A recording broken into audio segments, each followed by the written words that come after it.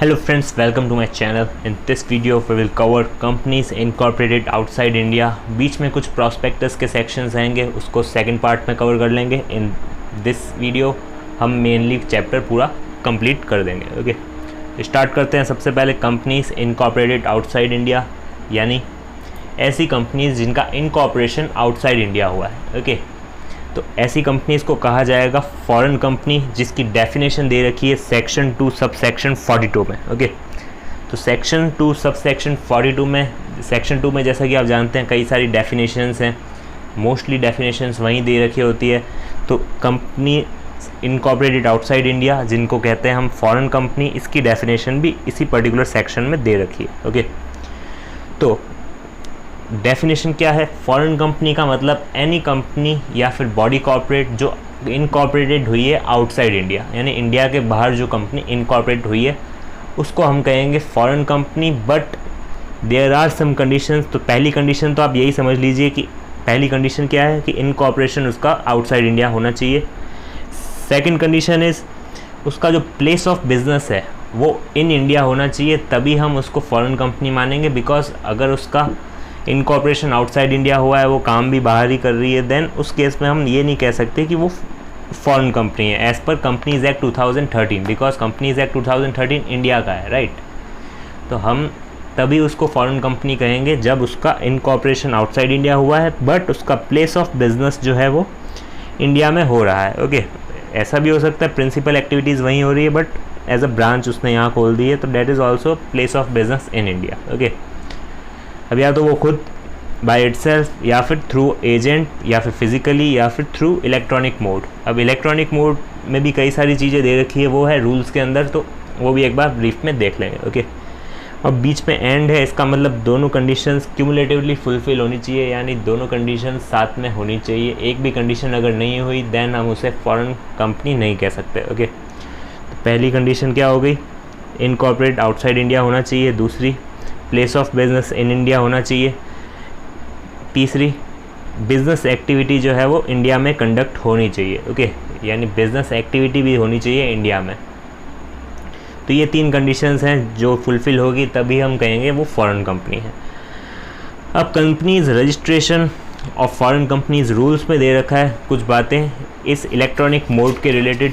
इसमें दे रखा है कि जो इलेक्ट्रॉनिकली बेस्ड है, राइट, यानी इलेक्ट्रॉनिकली अगर वो इंडिया में काम कर रही है, देन उस केस में जो मेन सर्वर है वो भले ही इंडिया में हो या ना हो, उससे कोई फ़र्क नहीं पड़ेगा. और जो एक्टिविटीज़ हो रही है वो इंडिया में कौन कौन सी हो सकती है, this is inclusive not exhaustive. Inclusive का मतलब इसके अलावा भी एक्टिविटीज़ हो सकती है, but there are some activities जो दे रखा है, like business to business transaction, business to consumer transaction, data interchange, digital supply transaction. ये सारी चीज़ें दे रखी है कि इलेक्ट्रॉनिक मोड से अगर होगी तो that is also covered in this condition. Okay, और भी कई सारी चीज़ें दे रखी है, like offering to accept deposits, inviting deposits, final settlement करना, tele marketing, tele communicating, education, information research, all related data communication services. ये सब चीज़ें कंडक्ट हो रही है by email, mobile devices, social media, cloud computing, document management, voice data transmission. Okay,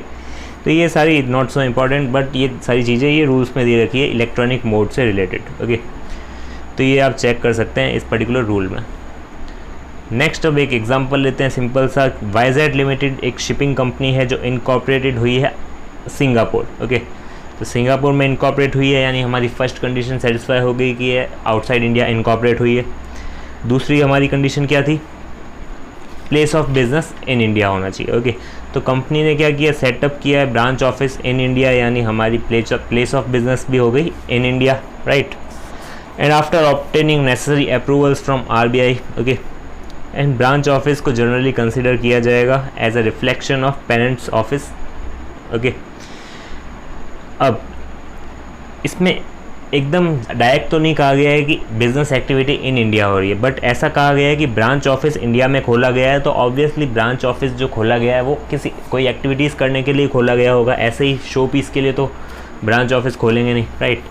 तो इसीलिए इस पर्टिकुलर एग्जांपल में ऐसा ही कहा गया है कि ब्रांच खोलेंगे, तो इसका मतलब है कि प्लेस ऑफ बिजनेस भी इन इंडिया है एंड एक्टिविटीज़ भी होगी इन इंडिया. तो हमारी तीनों ही कंडीशन सेटिस्फाई हो रही है, तो इसको हम कह सकते हैं फॉरेन कंपनी। एंड इसको कंप्लाई करने पड़ेंगे provisions of this chapter.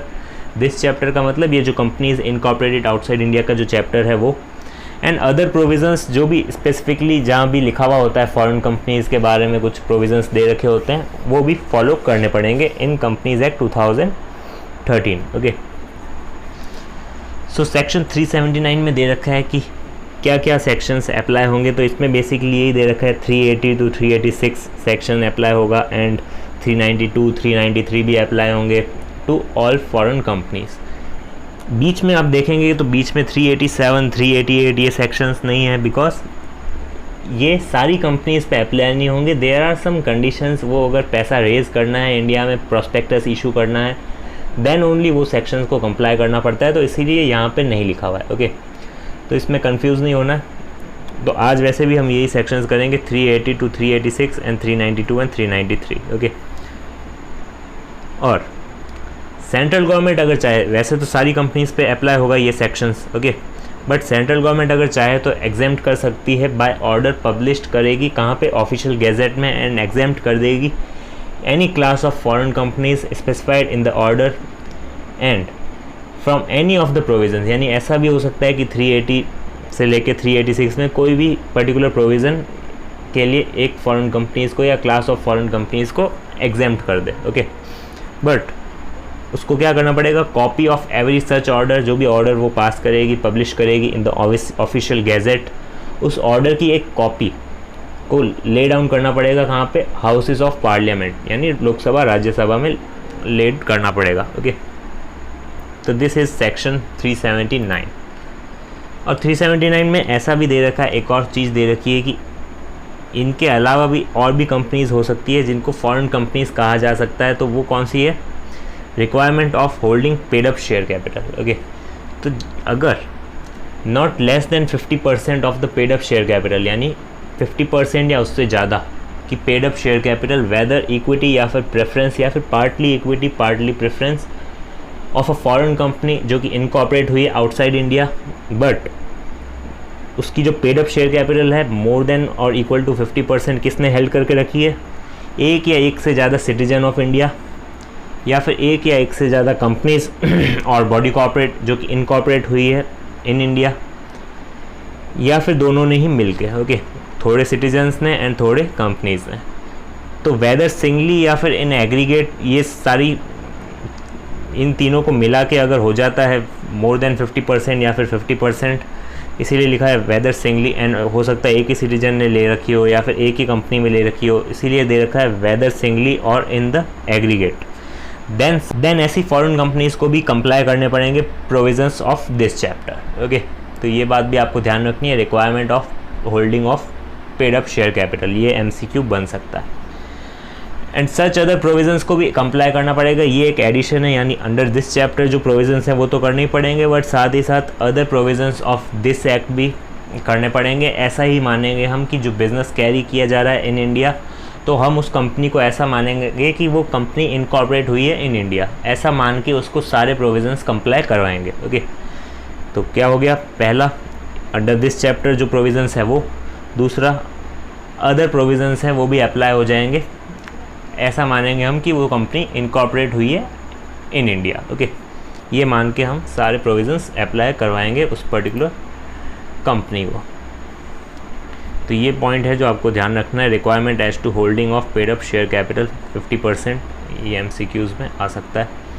Next is section 380 जो कि है documents etcetera to be delivered to registrar by foreign companies, यानी फॉरेन कंपनी जो है वो डॉक्यूमेंट्स जो डिलीवर करेगी वो कैसे करेगी, उसका क्या प्रोसीजर रहेगा, वो दे रखा है सेक्शन 380 में।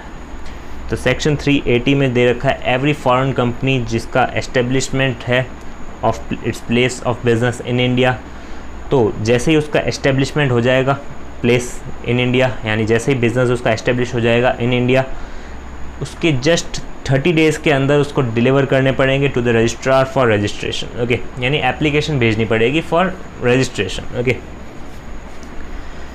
तो इसके लिए सबसे पहले सेक्शन 380 सबसेक्शन 1 है, उसको क्या क्या भेजना पड़ेगा वो दे रखा है। सर्टिफाइड कॉपी भेजनी पड़ेगी ऑफ चार्टर या फिर स्टैट्यूट या फिर मेमोरेंडम या एसोसिएशन, मेमोरेंडम ऑफ एसोसिएशन या फिर आर्टिकल्स ऑफ द कंपनी या फिर अदर इंस्ट्रूमेंट जहाँ पे उसका डिफ़ाइन किया गया हो या फिर कंस्टिट्यूट किया गया हो उसका कॉन्स्टिट्यूशन ऑफ द कंपनी। जैसे इंडिया में ये मेमोरेंडम एंड आर्टिकल्स है, वैसे फॉरेन में कहीं पे चार्टर कहा जाता है, कहीं पे स्टैट्यूट कहा जाता है। तो जो भी नाम हो उसकी एक सर्टिफाइड कॉपी हमें भेजनी पड़ेगी to the registrar. And if the instrument is not in English language, हो सकता है फ्रेंच में हो, स्पेनिश में हो या फिर कोई और लैंग्वेज हो, देन उसे सर्टिफाइड ट्रांसलेशन से इंग्लिश लैंग्वेज में कन्वर्ट कराना पड़ेगा। ये सर्टिफाइड जो मतलब है इसका एग्जैक्ट मीनिंग हम आगे सेक्शन में सीखेंगे, तो ये आप ध्यान रखना, सर्टिफाइड। ओके, तो ये है फर्स्ट डॉक्यूमेंट हमारा। Next is full address of the registered और principal office of the company, यानी जो कंपनी का प्रिंसिपल ऑफिस है। हो सकता है फॉरेन में कहीं प्रिंसिपल ऑफिस है लाइक अमेरिका या इंग्लैंड वगैरह, जहाँ पे भी जो प्रिंसिपल ऑफिस है उसका एड्रेस भी हमें देना पड़ेगा। एंड ऑल्सो लिस्ट भी देनी पड़ेगी of directors and secretary of the company containing such particulars as may be prescribed. अब ये जो एज में भी प्रेस्क्राइब दे रखा है, तो इसका मतलब एज में भी प्रेस्क्राइब में हमें रूल को रेफ़र करना पड़ेगा। तो रूल में क्या दे रखा है, डिटेल्स दे रखी है कि क्या क्या, मतलब in directors and company secretaries का क्या क्या हमें देना पड़ेगा। तो उनका personal name and surname in full, उनका फॉर्मर नेम या फिर surname in full, father's name, mother's name, date of birth, residential address, nationality, passport number, income tax account number, occupation, उनका DIN sin and other directorships अगर उन्होंने held करके रखी है, उनका मेंबरशिप नंबर। मेंबरशिप नंबर के लिए सिर्फ सेक्रेटरी, राइट, डायरेक्टर्स का तो मेंबरशिप नंबर होता नहीं है, उनका तो डिन होता है, आइडेंटिफिकेशन नंबर, राइट। तो सेक्रेटरी का मेंबरशिप नंबर एंड दोनों इन सब की ईमेल आईडीज़ वगैरह जो है वो भेजनी पड़ेगी। बट इतना ज़्यादा इंपॉर्टेंट पॉइंट नहीं है, बट प्रेस्क्राइब लिखा हुआ था तो इसलिए मैंने बता दिया। Okay, and name and address या फिर और names and address of one और मोर पर्सन जो कि है रेजिडेंट इन इंडिया और उसको ऑथराइज किया गया है to accept on behalf of the company, यानी कोई भी नोटिस या फिर डॉक्यूमेंट्स जो भेजा जाएगा कंपनी को, वो कौन रिसीव करेगा, ये ऑथराइज पर्सन। ओके, तो उसका नाम एंड एड्रेस भी हमें देना पड़ेगा ताकि कुछ भी नोटिस वगैरह आए कंपनी को या फिर कुछ भी डॉक्यूमेंट्स सेंड हो कंपनी को, तो इस पर्टिकुलर पर्सन के नाम या एड्रेस से सेंड हो। ओके, तो ये भी आपका रेफरेंस आएगा आगे, तो ये भी बात आप ध्यान रखना। Okay, and full address of the office of the company in India which is deemed to be its principal place of business in India, यानी इंडिया में जहाँ हम एस्टेब्लिश कर रहे हैं उसका एड्रेस हो सकता है प्रिंसिपल प्लेस हो, मतलब इंडिया की जो मेन प्लेस है, हो सकता है 2-3 जगह इंडिया में एस्टेब्लिश किया हो, तो प्रिंसिपल प्लेस जो है इंडिया में उसका फुल एड्रेस। ओके, तो इसको कंफ्यूज नहीं करना है, ये फुल एड्रेस अलग है, ये फुल एड्रेस अलग है, ये है पूरे वर्ल्ड में जो रजिस्टर्ड ऑफिस है उसका वो, एंड ये है कि जहाँ पे इंडिया में जो प्रिंसिपल प्लेस ऑफ बिजनेस है इन इंडिया वो। Okay, and particulars of opening and closing of a place of business, यानी कहीं इंडिया में आपने पहले खोला था ऑफ बिजनेस एंड अब नहीं, मतलब बंद कर चुके हो, उसकी डेट्स वगैरह। ओके, तो वो भी हमें देनी पड़ेगी, क्यों खोला था, कब खोला था, उसके पर्टिकुलर्स देने पड़ेंगे। एंड नेक्स्ट इज़ डिक्लेरेशन देना पड़ेगा कि हमारा कोई भी डायरेक्टर जो है वो या फिर ऑथराइज रिप्रेजेंटेटिव जो है वो कन्विक्ट नहीं हुआ है और या फिर डिबेट नहीं हुआ है from formation of companies, okay, in India या फिर अब्रॉड, यानी कन्विक्ट नहीं हुआ है by court, and any other information जो भी प्रेस्क्राइब की गई है। ओके, तो दीज आर द डॉक्यूमेंट्स जो हमें सेंड करने पड़ेंगे किसको, रजिस्ट्रार को, with in 30 days of the establishment of its business. Okay, next is every foreign company, जैसे ही उसने एस्टेब्लिश किया उसने क्या भेजा, 30 दिन के अंदर अंदर रजिस्ट्रार को डॉक्यूमेंट्स भेजे। अब वो डॉक्यूमेंट्स जो है वो किस फॉर्म में भेजेंगे, FC1 में, along with prescribe fees and documents जो भी रिक्वायर्ड थे। ओके, तो FC1 याद रखना, FC1 आपको MCQs में पूछ सकते हैं कि FC1 में क्या भेजा जाता है। तो FC1 में जो हमने अभी तक पढ़ा वो सारी चीज़ें भेजी जाती है to the registrar. And the application जो है shall also be supported with the attested copy of approval from the RBI से अप्रूवल लेना पड़ेगा हमें under foreign exchange management act यानी FEMA, या फिर अदर रेगुलेशंस जो है, and also from other regulators, अगर उनका अप्रूवल चाहिए तो वो भी हमें लेना पड़ेगा if any. And approval is required by such foreign company to establish a place of business in India. यानी इंडिया में अपना बिजनेस स्टार्ट करने के लिए, एस्टेब्लिश करने के लिए हमें RBI से अप्रूवल लेना पड़ेगा एंड अदर रेगुलेटर्स से भी लेना पड़ेगा अगर रिक्वायर्ड है तो। अगर हमने ऐसा नहीं किया है देन हमें क्या लेना पड़ेगा, डिक्लेरेशन लेना पड़ेगा उसी ऑथराइज्ड रिप्रेजेंटेटिव से जो हमने भेजा था जिसका नाम, ओके, उस ऑथराइज्ड रिप्रेजेंटेटिव से हमें डिक्लेरेशन लेना पड़ेगा ऑफ सच फॉरेन कंपनी कि हमें अप्रूवल नहीं लेने की ज़रूरत है, ओके। वो ऐसा लिख के देगा कि हमें हमारी कंपनी को अप्रूवल लेने की ज़रूरत नहीं है, हम किसी एक्सेप्शन में आते हैं या फिर हम कुछ ऐसा काम करने जा रहे हैं जिसके लिए हमें अप्रूवल लेने की ज़रूरत नहीं है, तो ये सारी चीज़ें हमें देनी पड़ेगी, ओके। तो इस केस में क्या होगा, RBI से तो लेना ही पड़ेगा एंड आई थिंक ये जो है रेगुलेटर्स है, जो अदर रेगुलेटर्स उसमें लिखा हुआ है इफ़ एनी, तो उस केस में डिक्लेरेशन दे सकते हैं हम कि हमारी कंपनी को अप्रूवल लेने की ज़रूरत नहीं है, ओके। एंड जो डॉक्यूमेंट्स आप डिलीवर करेंगे वो कहाँ करेंगे, बिकॉज इंडिया में जो कंपनीज इनकॉर्पोरेट होती है तो हम ये चेक करते हैं कि उस पर्टिकुलर स्टेट का जो ज्यूरिसडिक्शन है उसमें ROC कौन है, ओके। बट ये कंपनी जो है इनकॉर्पोरेट तो हुई है आउटसाइड इंडिया, तो आउटसाइड इंडिया इनकॉर्पोरेट हुई है तो रजिस्ट्रार आइडेंटिफाई कर नहीं सकते, तो डेट्स वाई डिलीवर करेंगे हम कौन सा रजिस्ट्रार को, न्यू दिल्ली वाले को, ओके। न्यू दिल्ली का रजिस्ट्रार को हमें डिलीवर करना पड़ेगा एंड साथ ही प्रेस्क्राइब फीस भी देनी पड़ेगी। And if any foreign company को प्लेस ऑफ बिजनेस जो है वो हटा देती है तो उसको नोटिस देना पड़ेगा रजिस्ट्रार को एंड उस नोटिस के बाद जो भी ऑब्लिगेशन थी कंपनी की डिलीवर करने की एनी डॉक्यूमेंट वो हट जाएगी, ओके। तो सिंपल सा पॉइंट है ये, इसमें कुछ ऐसा नहीं है। And next is under section, अभी तक जो भी हम पढ़ रहे थे वो सेक्शन 380 सबसेक्शन 1 ही चल रहा था, अब है सेक्शन 380 सबसेक्शन 2 जो कि है every foreign company existing at the commencement of, यानी ऐसी मैं शॉर्ट में बता देता हूँ, ऐसी फॉरेन कंपनी जो एग्जिस्ट कर रही थी जैसे ही कमेंस हुआ हमारा न्यू एक्ट कंपनीज एक्ट 2013, उसके पहले था कंपनीज एक्ट 1956, तो उसमें जो डॉक्यूमेंट्स की रिक्वायरमेंट थी वो एज इट इज़ बनी रहेगी भले ही हमारा न्यू कंपनीज एक्ट आ गया, ओके। तो ये पॉइंट दे रखा है सबसेक्शन 2 में। नेक्स्ट देखते हैं सबसेक्शन 3 जिसमें दे रखा है कि कोई भी हमें ऑल्ट्रेशन करना है, यानी किसी भी तरह का हमने ऑल्ट्रेशन किया है, जो भी हमने डॉक्यूमेंट सेंड कर दिए रजिस्ट्रार को, उसके बाद हमने कोई भी ऑल्ट्रेशन किया है उन पर्टिकुलर डॉक्यूमेंट्स में, तो हमें 30 डेज़ ऑफ सच ऑल्ट्रेशन, जैसे ही हमने ऑल्ट्रेशन किया, चेंज किया उस डॉक्यूमेंट को या फिर कुछ भी अल्टर किया उस पर्टिकुलर डॉक्यूमेंट में, देन विद इन 30 डेज़ हमें क्या करना पड़ेगा, रजिस्ट्रार को इंटीमेट करना पड़ेगा, यानी उसको बताना पड़ेगा कि हमने ये चेंज किया है, तो वो हम प्रेस्क्राइब फॉर्म में उसको भेजेंगे, ओके। और वो फॉर्म होगा हमारा फॉर्म FC2। FC1 में एप्लीकेशन भेजते थे फॉर रजिस्ट्रेशन कि हमने प्लेस ऑफ बिजनेस एस्टेब्लिश किया है एंड उसके लिए हम कई सारे डॉक्यूमेंट्स भी साथ में भेजते थे, फीस भी भेजते थे। एंड ऑल्ट्रेशन के लिए भी हम क्या करेंगे, FC2 भेजेंगे, उसके लिए FC1 था, इसके लिए FC2 है। नेक्स्ट इज सेक्शन 381 जो कि है अकाउंट्स ऑफ फॉरेन कंपनी, तो this is also big section. तो स्टार्ट करते हैं सब सेक्शन 1 से जो कि every foreign company shall in every calendar year जो अपनी बैलेंस शीट है and profit and loss account है in such form and containing particulars including and attaching, जो भी डॉक्यूमेंट्स एनेक्स्ट करते हैं हम एज में भी प्रिस्क्राइब्ड डिलीवर करना पड़ेगा of those documents to the registrar, okay. तो ये सारी चीज़ें एंड ये जो कॉपीज़ है वो हमें डिलीवर करनी पड़ेगी टू द रजिस्ट्रार। और companies registration of foreign rules में दे रखा है कुछ चीज़ें जो कि है एवरी फॉरेन कंपनी को प्रिपेयर करना पड़ेगा अपना financial statements of its Indian business operation, यानी जो इंडियन बिजनेस ऑपरेशंस हैं उसके लिए कुछ फाइनेंशियल स्टेटमेंट्स उसको प्रिपेयर करने पड़ेंगे। किस शेड्यूल के हिसाब से, जो हम शेड्यूल फॉलो करते हैं, कौन सा, schedule 3 for each financial year, okay.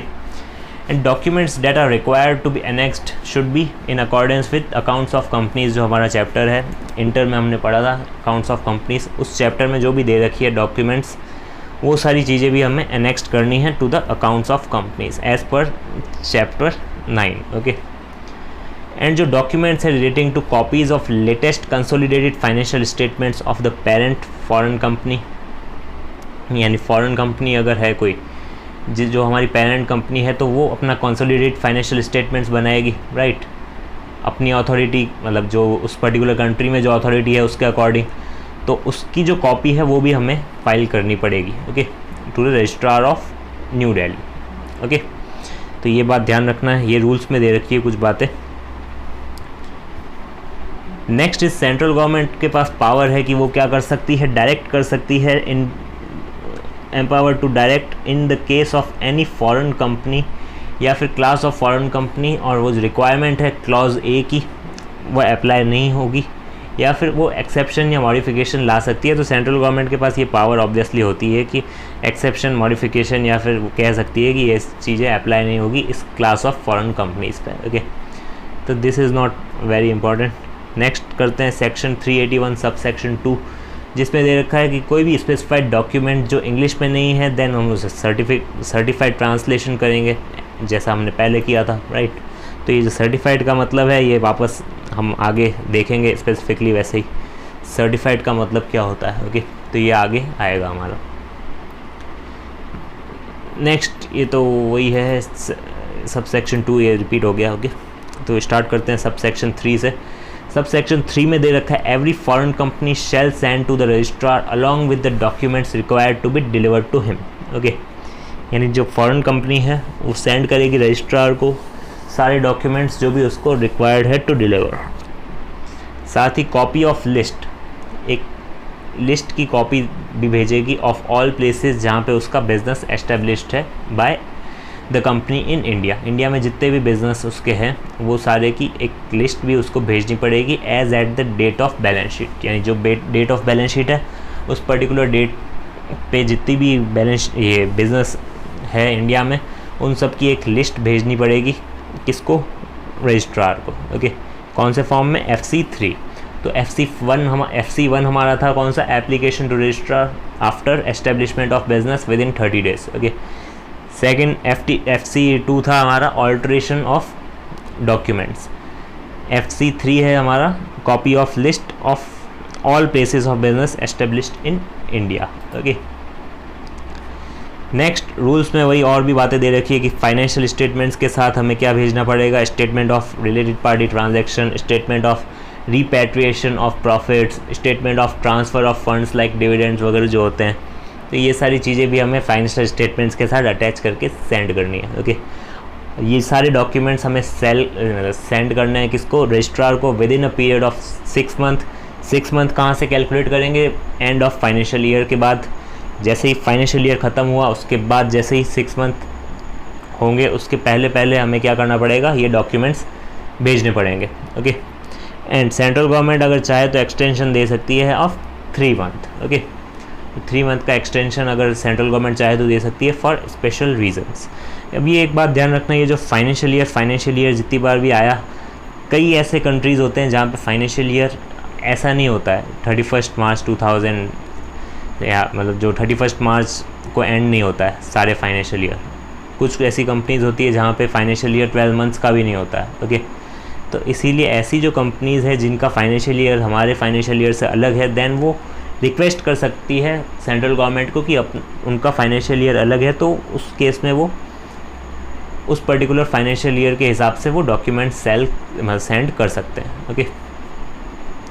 And obviously accounts send कर दिए तो अब ऑडिट भी करानी पड़ेगी। तो audit of accounts of foreign company किससे कराएंगे, ऑब्वियसली CA से, या फिर प्रैक्टिसिंग फर्म से, या फिर LLP से, okay. And provisions of chapter 10 जो ऑडिट एंड ऑडिटर्स के रूल्स है वो एज इट इज़ मुटाटिस मुटांडिस अप्लाई हो जाएंगे फॉरेन कंपनी को भी। नेक्स्ट इज सेक्शन 382 जो कि है display of name etcetera of foreign company. तो हमें डिस्प्ले करना पड़ेगा क्या क्या, name of the company, country जहाँ पे कंपनी इनकॉर्पोरेट हुई है,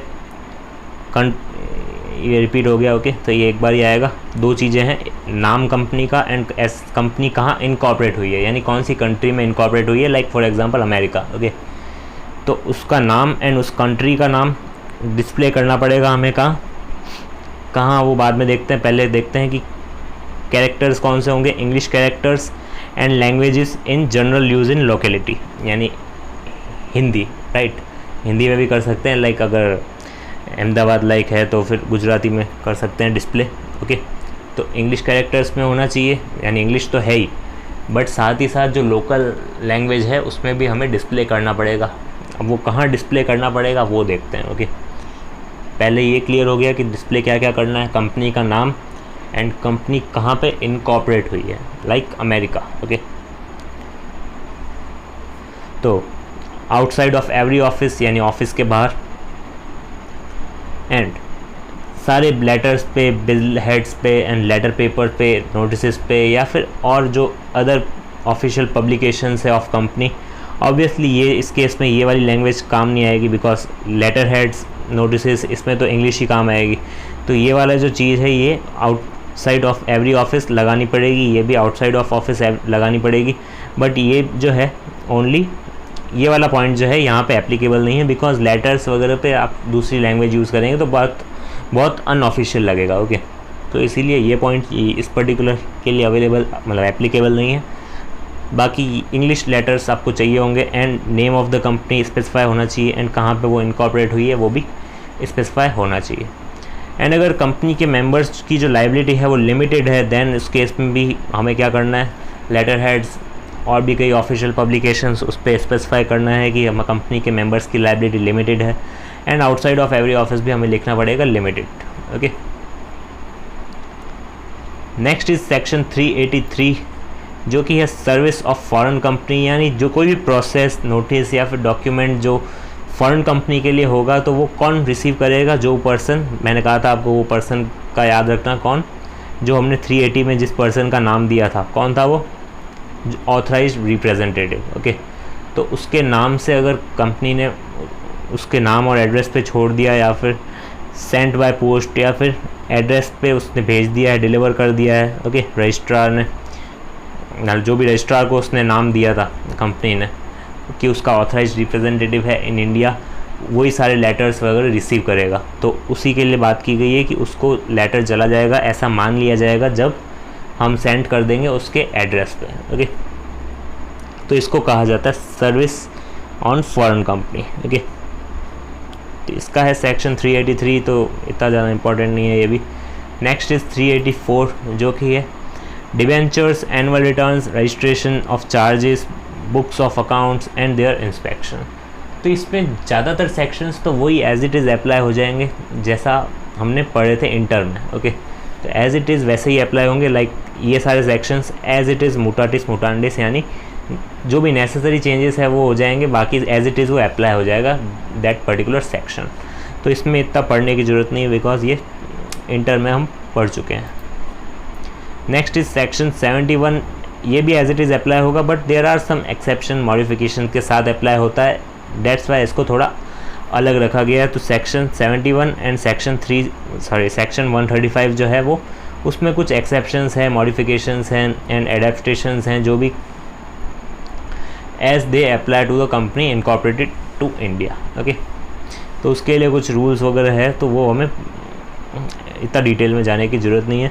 तो ये आपको ध्यान रखना है कि इसमें कुछ एक्सेप्शंस, मॉडिफिकेशंस हैं इन दो पर्टिकुलर सेक्शन में। ये जो पॉइंट है ये ओनली इससे रिलेटेड है। तो एवरी फॉरेन कंपनी जो प्रिपेयर करेगी अपना एनुअल रिटर्न और वो फाइल करेगी FC4 में। तो FC1 क्या था, application to registrar after establishment of business with documents. Okay, तो FC1 में वो भेजते थे। FC2 में अल्ट्रेशन अगर कोई डॉक्यूमेंट्स में करते हैं तो वो भेजते थे। FC3 में लिस्ट ऑफ ऑल प्लेसेस जहाँ पे हम बिज़नेस कर रहे हैं इंडिया में वो भेजते थे।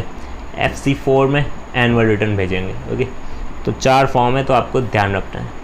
और कब तक भेजेंगे, with in 60 days from the last day of financial year, यानी 60 दिन के अंदर अंदर हमें भेजना पड़ेगा।